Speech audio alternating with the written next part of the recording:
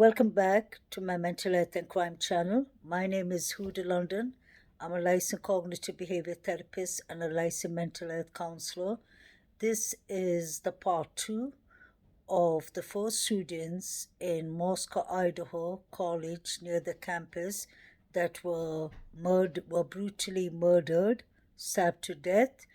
This happened 10 days ago on a Sunday around 3:30 or 3 o'clock in the afternoon on Sunday. Two of the surviving students, one of their phones was used to call 911 because a person was unconscious and was lying on the floor. Law enforcement came to the house on Kings Road near the campus, and they found four people brutally murdered, stabbed to death. I'd like to start by paying condolences to their families, their loved ones, their friends. The boy Ethan, who was 20 years old, he was a freshman. He was put to rest. His funeral was yesterday. I really do feel the pain. I can imagine what their family is going through. May God bless them in this grieving times. As a mental health counselor, I do understand how tough this can be because I have witnessed people grieving, going through bereavement counseling. It is a tough process. There's different stages that we do as therapists, different skills that we use. It's a lot of active listening. What happens is the person who's lost a loved one, especially in such a brutal way, may decide not to talk about it or may decide later on through the other sessions to start talking about it. It is a difficult process, especially when your loved one is such a young victim and was taken in such an awful way. There is a lot of emotions, a lot of physical emotions too. People may throw up, be nauseous, people may have muscle pains, feel depressed, anxiety. There's a lot of physical, mental, emotional pain and issues that they will be suffering through. Grieving is a long process. Not everyone grieves in the same way. So I'd like to start by giving my condolences to the people who've lost their loved ones. No human being should die in such a tragic way. This is a murder, basically taking someone's life. And coming back to that, I'd like to talk about, in this part, I'd like to talk about, this is for speculation purpose only, entertainment purpose only. So I will be following a lot of facts from what we have from the news. I mean, the legit news, not the YouTube news, and from law enforcement's press conference. What we have understood from law enforcement at the start, they said that this was an isolated incident and that people do not need to fear. But then later on, law enforcement did their first press conference and they said people need to be aware. And they even said this at the start that it was a crime of passion. Thank God that they made people more aware and told them to be on the alert, because obviously, when we use our common sense, there is somebody on the loose who's murdered four innocent people. It seems like, for me, when I look at it in the psychological way, when I look at it in the mental health prospect, this has to be, I've said from the start, this has to be somebody, I said from day one, who has antisocial personality disorder. We're talking about a sociopath, a psychopath in this picture, because antisocial antisocial personality disorder do have symptoms. They're usually noticeable when they're teenagers.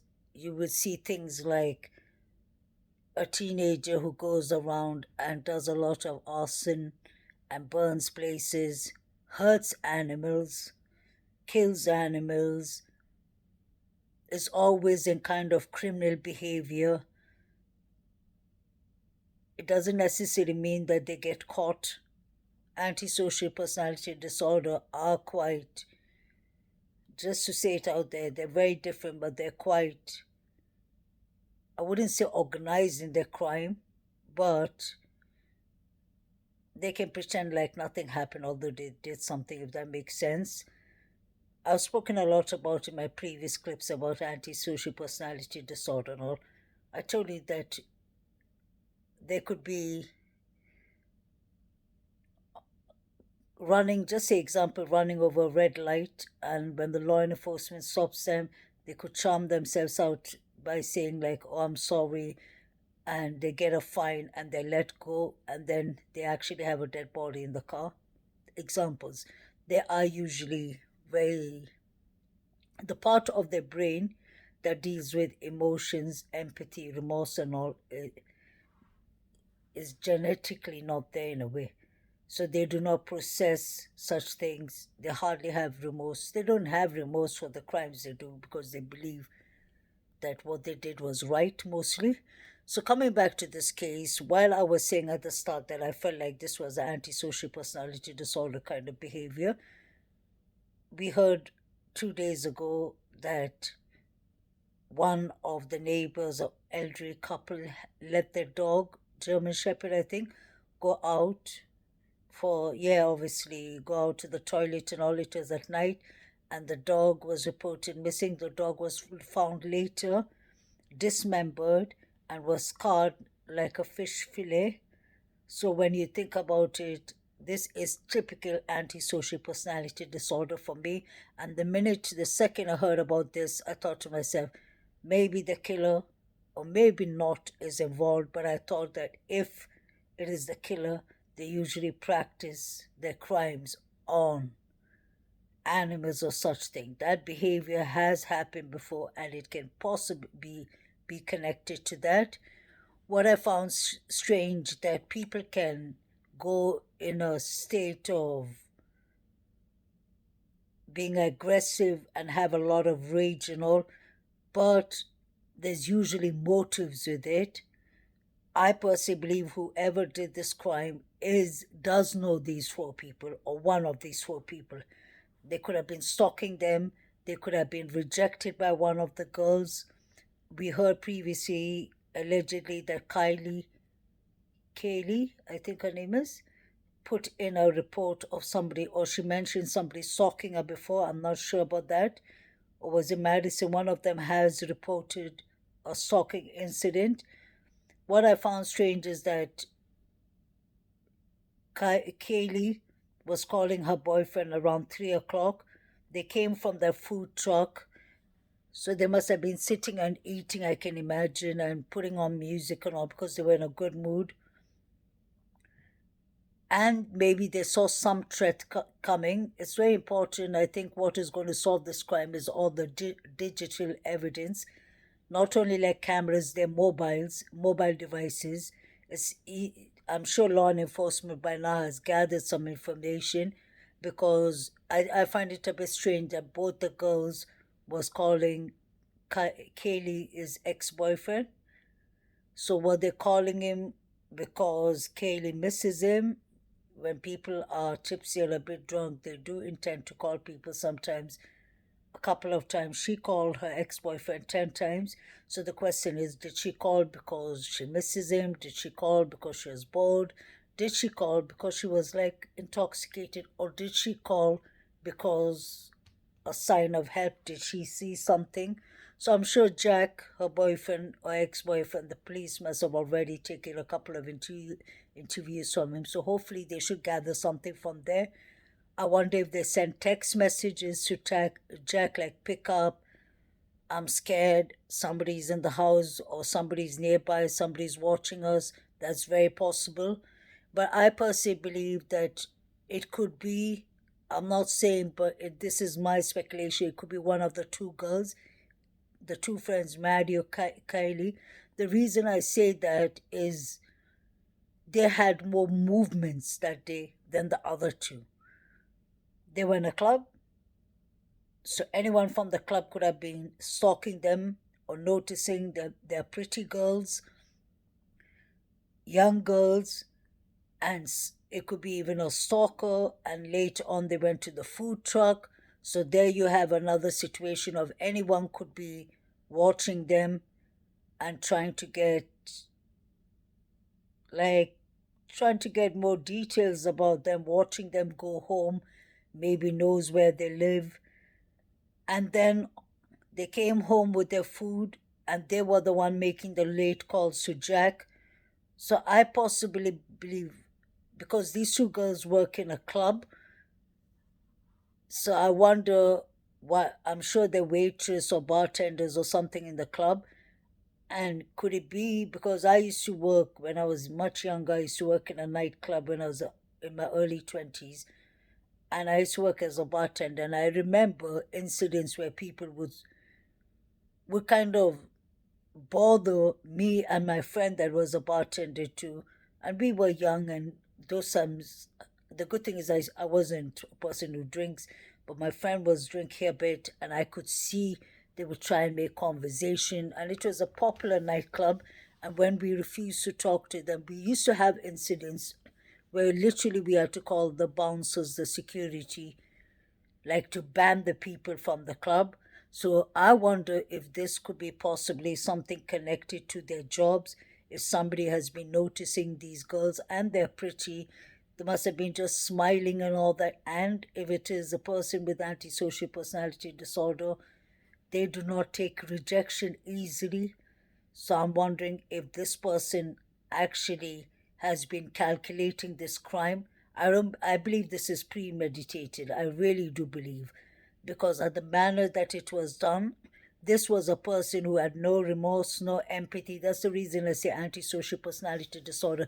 He wasn't scared to actually come to a house full of people to actually do the four crimes and then go away.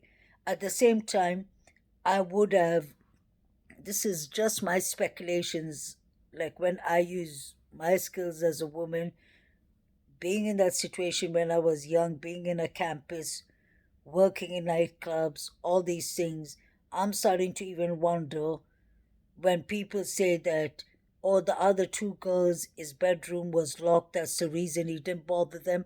I'm starting to wonder if maybe he did not have any anger or issues towards the two girls. I believe this was a person following all the roommates in the house who knew exactly which one lived in which room. He must have been eyeing and spying them a lot.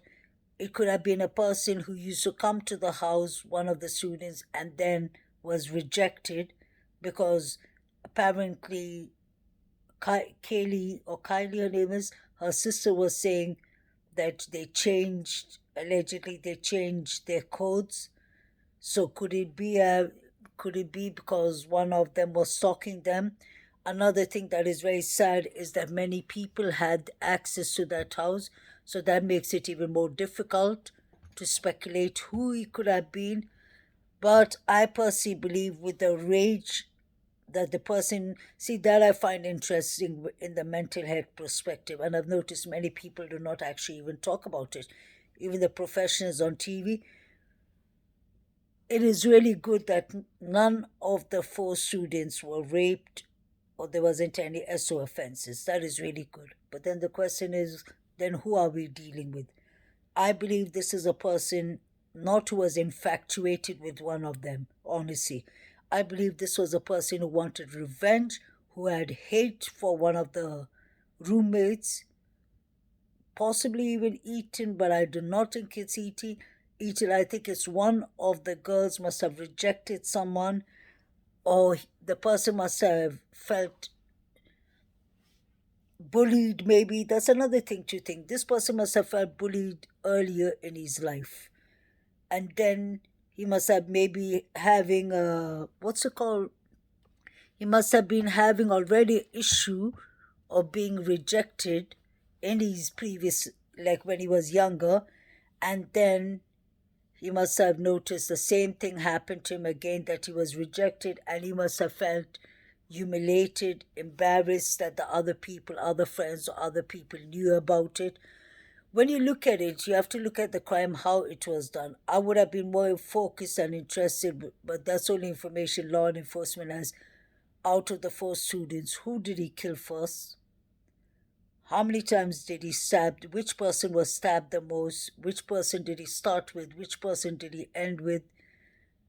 That is very important because this person must have had rage for one of them or two of them. To be taking it on out on all four of them, was it somebody who has psychological problems, who was envious, who was jealous of these girls? And when you look at the pictures, you can see how happy the six of them are. So this must have been a person who did not make friends easily, who's already been having issues in college and who's had issue maybe in high school. I believe this is more a person who was full of anger, rage, hate. The person wanted to maybe make a statement. That is the way I see it. People are different because stabbing four people, killing four people in one house, that just shows that you are not scared, that there's no fear there, there's no remorse there, there's no empathy there. Strangely enough, he did not kill the dog in the house, that I've noticed. So that even makes me wonder, is this person maybe just out for these four people? Or maybe three people that he had. He did not want to get the other two roommates involved and the dog. This could be actually even now that is when I'm thinking about the inside people of the house. If we take it a bit further and step outside and think if this is a random person or stranger, then I would be looking at more at the people who sorry guys, one second. I would be looking more at the people who use who have come in this house, who know the house layers, the layouts. It could be a carpenter, it could be a plumber, it could be the cable man, it could be anyone actually when you think about it, because you have to think about who has been in this house, who knows exactly where the girls sleep, because this person decided not to attack the people in the basement. So let's think psychologically where he was out for someone on the second and third floor. And even when I think about it, I believe one or two of them tried to defend themselves, the other ones were sleeping. I could believe that Zena and her boyfriend could have been sleeping and he came for the two girls. Whatever he did, I personally believe the other two wasn't just done by accident. He wanted the second and third floor. Does that make sense, guys? I believe he was very, very calculated about where in the house to go to, who to kill.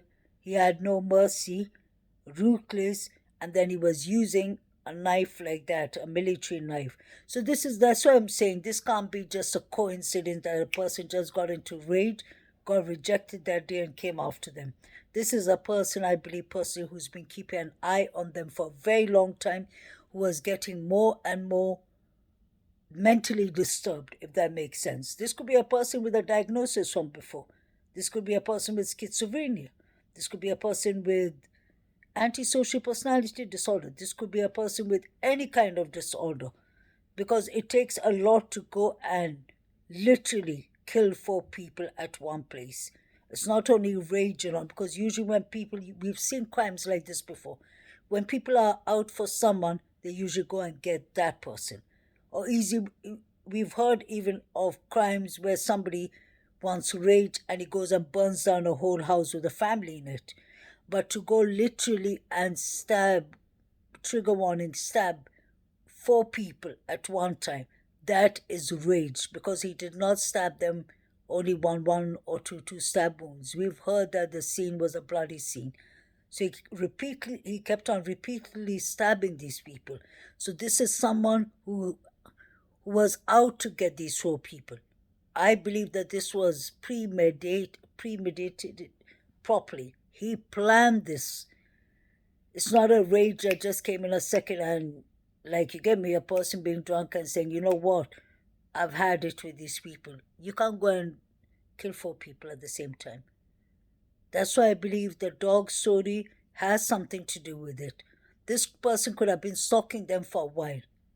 And let's not forget the incident where I told you before that there was this girl who put it out on Twitter. She said that in October she got up, and she doesn't live far away from where the murder scene happened. She said, I got up and I noticed my room was dark. I noticed outside my room, my curtains were like halfway drawn. I noticed a shadow of a person, a man looking at me. And she said, I got scared. She said, I don't know if you remember that. She said, I got scared. And she said, when he noticed I was looking at him, I was sitting on the bed. She said, he flashed his flashlight on me. And she said, just a couple of seconds and he put it off. And she said, all I could think about is, I hope my front door is locked. And she went and checked. He left. She went and checked her front door was locked. The girl said she left the campus after this incident. So this is really important because law enforcement are not mentioning this, but this girl mentioned it. So you do have kind of stalker behavior going around in the neighborhood before this incident happened. So is this the same guy who was flashing the light on this girl? Could he be the same person? And he was eyeing out for all the girls in the neighborhood and their bedrooms because a person couldn't make up such things. Then you had the incident in September, on the 12th of September, that somebody was stalking. Not stalking, somebody was running around with a knife, if you remember. So this is the second incident. There was a guy who was running around and flashing a knife at people. Isn't it strange? And now we have a knife crime here with 4 people brutally murdered. The school in Idaho, and I even went and checked that and read it. It is true. The school put out an alert that somebody's with a knife, and you heard law enforcement in the press conference. They didn't want to talk about it. They didn't let the reporters, when they asked them, they dodged that question. That was the first press conference they did. But the principal of the school told us in the press conference that law enforcement dealt with the person and took them out of person. The person went to the police. I wonder what happened to that person. Was he released? Because obviously he could have just said that whatever, he could have just gone away with it without, because he didn't use the knife, but he pointed it out the knife. So is it the same person? Is it the person who was at the girl's window, who was flashing the light at her?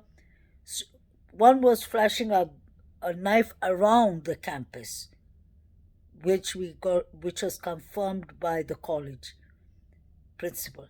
And then you had the girl saying he was flashing a light on her. And this is late at night.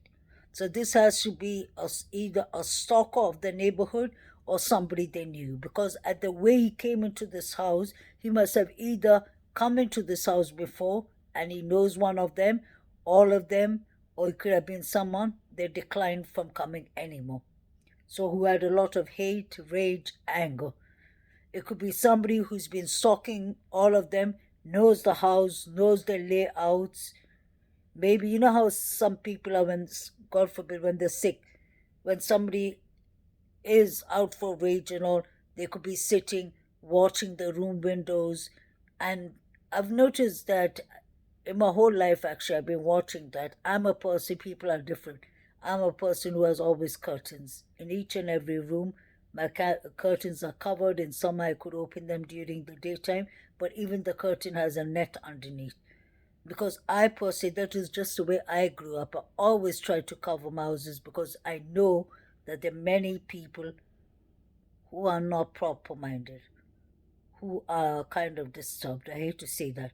So when a stalker sees, and I've noticed many people in the Western world have houses without curtains, or just may have a shade and leave the shade open.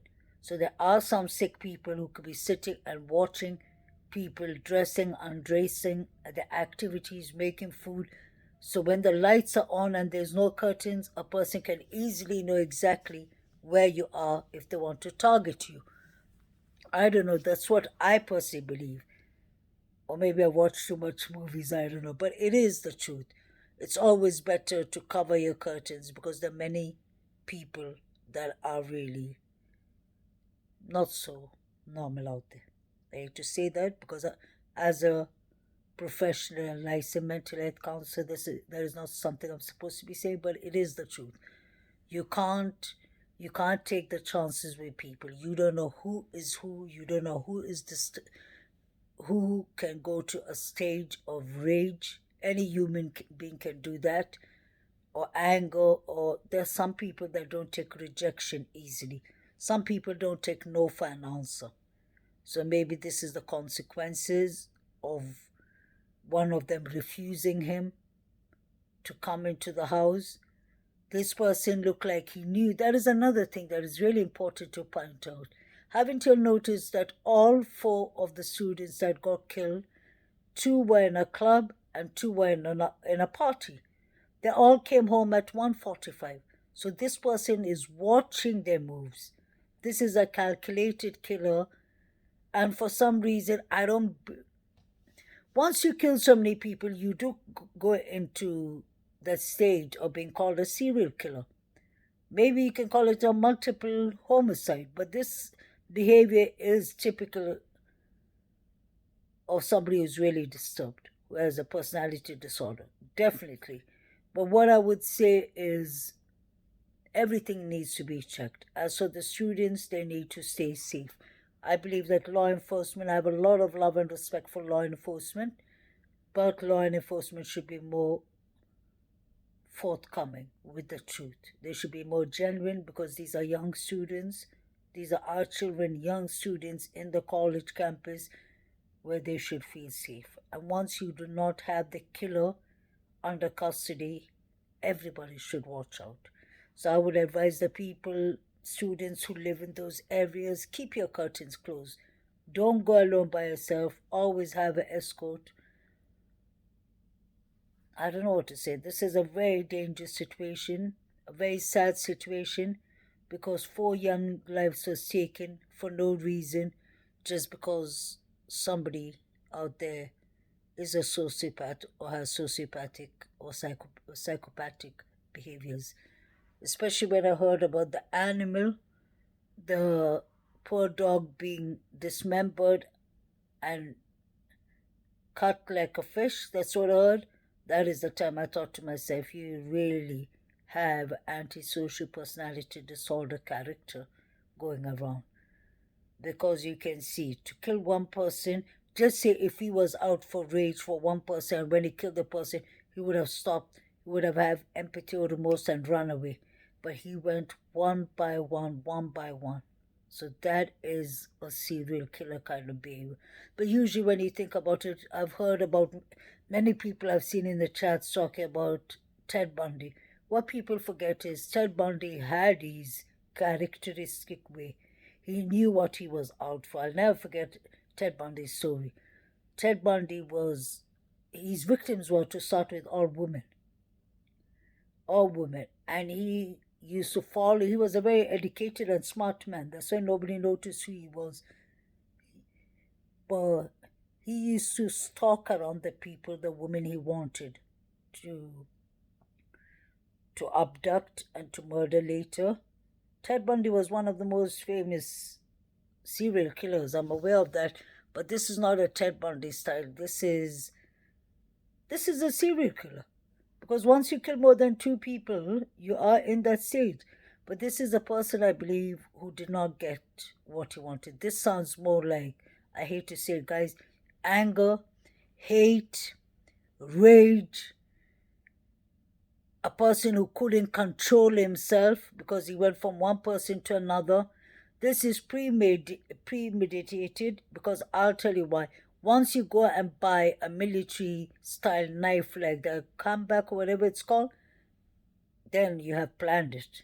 It's like going and just say it's like you not having a gun and then all of a sudden you go get yourself a gun and not for your safety. And four people are shot with your gun. And then you got the gun just say a couple of days ago. Does it make sense? The motive would be definitely, if they ever find him, is rage, anger. This is a disturbed human being who must have been bullied in school and high school, must have felt rejected, must have felt declined, must have felt humiliated. Maybe he was out, asked one of the girls out for a date or something, and she must have just laughed it off. And for him, if he has a personality disorder, he could have taken it very seriously. I don't know, but this is what I feel about it. It's really sad of this whole situation, but like I said, if it was a random person, random people wouldn't just come kill four people in one house with so much blood, with so much rage, with so much anger. This is somebody who knew the layouts of the house. So even if it's not a student, it is somebody who's been in the house. Let it be a carpenter, let it be a cable man, let it be a plumber, let it be somebody who knows the house. It has to be somebody who knows the house. But then it's very interesting. I'm sure law enforcement are checking. I wonder why he didn't touch the other two victims. Thank God he didn't. But what is the motive? So the motive is he was out for one of these four people, or maybe all four people. God forbid. He must have checked up one of the girls, and the other three must have laughed at him. There's something that this person was really out for in the second and third floor. He already calculated and he already knew that he was out for these four victims. Maybe Aiton wasn't supposed to sleep there that night, and maybe this guy couldn't stop his rage and anger. He thought, let me just get it done today. And what I found, I said that from the start, what I found strange and shouldn't have happened is law enforcement. I do understand this is a very delicate situation, it's very vulnerable, but they shouldn't have let anyone go home until they spoke to each and every student, because with all the people who went and fled home, he could have gone with them too, and he may never come back. So this is really, I do understand Idaho, Moscow is a small community, and I think the last time they had a murder was 7 years ago. So I'm sure they do not have so much experience, the law enforcement, with such a kind of crimes. But I'm happy that the FBI crime unit and crime, what's it called, behavior analysis have come there, because it is important. Because now they have to figure out what kind of character they're dealing with. And it's just like mental health. I'm telling you, I personally believe this is an antisocial personality disorder person. This is a person who may have been in therapy even. If I was law enforcement, I would have actually have never thought of that. If law enforcement are watching, they know that they should go and check all the students who go to school counseling or who go to private therapy, although that is private and confidentiality, but they have the power. The FBI and law enforcement can go to the courts and ask for a warrant to check the records of maybe the most disturbed people in the community, because counselors and therapists and psychologists would know who they do therapy with.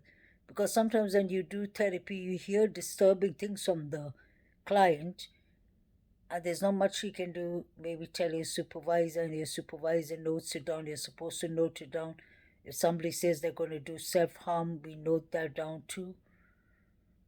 And as therapists, there's not much we can do besides active listening and helping them to stop their negative thoughts, which is difficult. But if somebody tells you basically, I intend to kill, I'm so angry, I'm full of rage, they may not say, I'm going to kill someone, trigger warning, but they could give you that hint. Like, you could see that the person, as a therapist, we have the skills to see when we're active listening that this person has a lot of rage, and then just say we know already that this person suffers of, example, borderline personality, or this person suffers of antisocial personality disorder. And then just say this week a person with antisocial personality disorder could come to therapy this week, and it could be completely fine and all. And they're good actors. They usually don't come to therapy. That is the thing. So maybe Law enforcement should not ask. Definitely, they will go around asking the other students, "Have you seen anyone playing with a knife? Have you seen anyone telling you secrets like they've killed someone before, they've hurt animals before, or such things?" This is going to take time because this is complicated. This is a campus. This is not just a normal area that it happened in. But I really want to know why the students, the two surviving students, did not call law enforcement straight away. I personally would have, if I saw somebody unconscious on the floor not moving, I would have, because, and I'm sure they went upstairs and saw the scene. This is impossible. These two students need to be asked clearly, completely. They need to go down to the bottom of this. How come the killer passed the basement and he didn't touch the two students? I've heard people saying that the doors were locked. It doesn't matter. You can kick down a door. If this is a criminal, he knows how to open doors. You could have just put in something and just opened the door, if you'll get what I mean. So this is these students who survived. I'm not saying that they're part of it, but I'm saying they know. They definitely know who's been threatening their friends. They definitely, because they all are roommates, they have definitely had that talk. If they change the codes, then the two people who survived would know why. Because just say you'll have 5, 6 people living in a house and we all use the same keypad downstairs to come in. And all of a sudden just say one of the roommates, just say that one of the roommates says that, Janet says that, "Oh, I want to change my keypad because I feel like somebody's stalking me." Then Janet has to explain to the other 5 that this and this has been happening, I'm changing the code. So everyone is aware of it. There is something that these two girls know that they're not telling. And I don't believe they were sleeping all night when 4 people were murdered. This is just my speculation, guys. So don't come and, what's it called? Don't come and attack me for it. I'm just saying my opinion, which sounds really right. For me, at least. And I've heard another doctor, a psychiatrist doctor on court TV, saying the same thing. I was thinking, wow, thank God I'm not alone in that. She even said there's something not right with the story of these girls. Why wouldn't you call? You wouldn't even call the police when you see a person injured or a person on the floor. Common sense would tell you call 911, call the ambulance so that the person, number one, is safe in good hands, and number two, once you call the ambulance and you say the person is unconscious, step back and let what's called the ambulance, the paramedics do their job. And when the paramedics come there, they're going to notice the person is stabbed. Automatically, law enforcement is going to come. But then they call their friends. I wonder how long did they and their friends sit and discuss before calling law enforcement? Why did the friends call from one of the surviving victim's phone? Why didn't the surviving victim call herself? I can understand she could have been distressed. She could have been in anxiety mode. She could have, something could have happened, but there's something there that I hope we find out. Because by calling other friends, and I heard it was a couple of friends, 4 or 5 friends, when you call friends, automatically the crime scene is being tampered with. I'm not saying they touch anything, but they weren't supposed to be there, if that makes sense. So now, and then obviously this is a small law enforcement from Moscow. When they came, maybe they didn't think about it that way. Then later on the FBI came and the detectives from Idaho came. Maybe then they have started taking interviews of them. But I hope that there's doorbell cameras. One of my subscribers, I forgot the person's name and I wouldn't say it out loud anyway, put a link in my channel. Thank you very much for that. And he showed me that there's a camera right in front of their door. I don't know if you'll have noticed that. But then the question is, was the camera working? Did the killer take off the camera? Because if this killer knows the house, he is going to plan it before he comes in. He's not going to leave a trace behind. 4 5 days later, from yesterday, they've been starting closing the parking area and going down the forest. That is the first thing you should do. That crime scene has already been tampered with, if you ask me, because 4 or 5 other students came into the crime scene. I wouldn't believe that four of the students who came, friends, and the two survivors, 6 of them were just sitting with the person unconscious on the floor. I don't buy that. They would have seen stab wounds on the person, because if I saw somebody, especially a roommate of mine, lying on the floor, I would have panicked, but then I would have like shook them and said, "Wake up, are you okay?"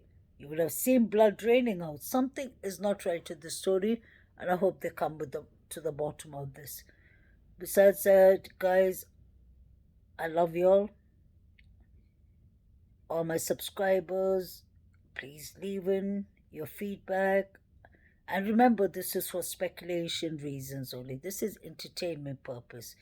So please do not. Some few people can come and say things that I don't even say. They'll be like, "Yeah, but why are you attacking that person or this person?" I'm not attacking anyone. I'm just speaking my free mind, and I'm using it in the mental health purpose way.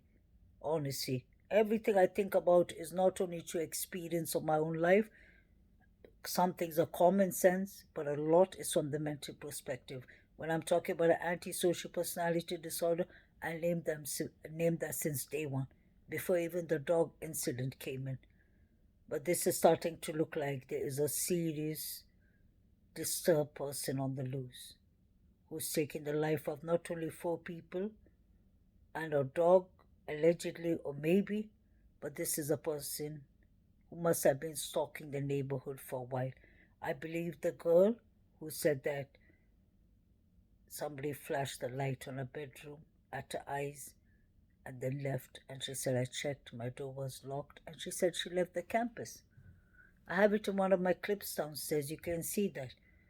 So there is some disturbing behaviors that has been happening before. And I would really look at Maddie, I believe, and Kaylee, or Kylie, not Kylie, Kaylee, yeah. I would have looked at the club they work in and the club they visited the night this happened. Somebody must have just got into a rage attack, must have thought, if I'm not going to have you, nobody's going to have you, that's it. But it has to be someone who's angry with at least 2 or 3 of them. He wouldn't have just gone to this trouble of going to all 4 and attacking them in that manner. Guys, please look after yourselves, look after your loved ones, stay blessed, have a beautiful Thanksgiving. Pray for baby Quentin. May God rest his soul. I really want to thank those officers. I'm going to make another clip about it soon, because they deserve all the credit. They have been there for 6.5 weeks, going through garbage, going to unhygienic things, toxic things, going back to their families and loved ones. I don't think it's right that anyone else takes the credit. I can see many channels like Bullhorn Betty and Justice for All and all of these people, what's her name, Olivia and Dolly Vision, taking credit. Y'all can't take the credit. Y'all are the ones who went and spread hate in the neighborhood, who was making demonstrations, disturbing the neighbors who are vulnerable and sick, so shame on y'all. Y'all get no credit for that. Law enforcement, especially Chatham County, promised us from the start, and the FBI, we are going to get this person. We are getting proper evidence before we arrest her. They took 6 weeks in the landfill. They arrested Dolly Vision. They got y'all all out. Y'all were just there to get super chats. Y'all were there to do live streams on other neighbors' behalf. Y'all did not give a fly damn about how those neighbors in Baby Q's neighborhood was doing. But I'm going to make a clip about them. So law enforcement, salute if y'all are hearing me. I really salute y'all in Chatham law enforcement and the FBI and all the agents who've been in the land seal. Y'all are the professionals. Thank you for keeping your promise. Thank you for getting justice for Baby Q. No thank you to what's it called? These lunatics. I'm calling them lunatics who are sitting there making clips and acting like heroes. Y'all want in the land seal. Y'all want picking up the garbage. Y'all didn't find the human remains. Y'all were the one disturbing the peace in the neighborhood. Shame on y'all. And all these people are coming into Bulhan Betty's channel and saying, yes, you did it. We knew you would do it. Shame on y'all too. Because we don't encourage antisocial behavior in the neighborhoods. We encourage law and enforcement to do a good job, which they have done. They've done an excellent job. I have my full faith. I always had my full faith in Georgia's FBI and Chatham County. I'm surprised only 1 or 2 or 3 arrests was made. They should have arrested you all, drove you all out of Georgia, and made sure you all never came back. I know there's something called freedom of speech, but these are the same people who made Michael Monkey's mother cry. Let's not forget. This for them was personal to attack Quentin, his grandmother, but I'll do another clip. Although I don't think what Billy Joe did was right at all. I don't believe it was right, and I believe there should be justice for baby Quentin. That means she should be included in getting charges for leaving her monster daughter with those children. But that doesn't give these people a right. They went out there for a personal fight or for a personal issue with Billy Joe. And I don't agree with the people on YouTube, creators who are supporting Billy Joe too. We don't support criminals or suspects. We do not defend them. We defend victims. We stand for victims, and we stand for law enforcement getting the answers and the justice for these victims. Have a lovely day, guys. Take care. Bye.